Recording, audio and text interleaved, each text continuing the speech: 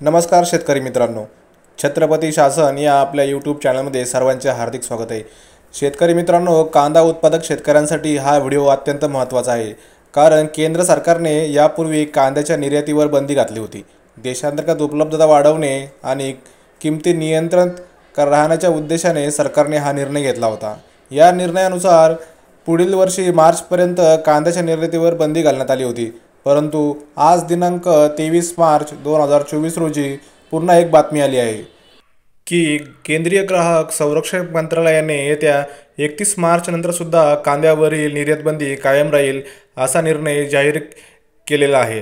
कांदा उत्पादक शेतकरी आणि शेतकरी संघटनांकडून संतप्त प्रक्रिया उमटू लागल्या आहेत। शेतकरी मित्रांनो, हा व्हिडिओ आवडल्यास या चॅनलला लाईक, शेअर आणि सबस्क्राईब करायला विसरू नका। तसेच या व्हिडिओला कमेंट पण करा।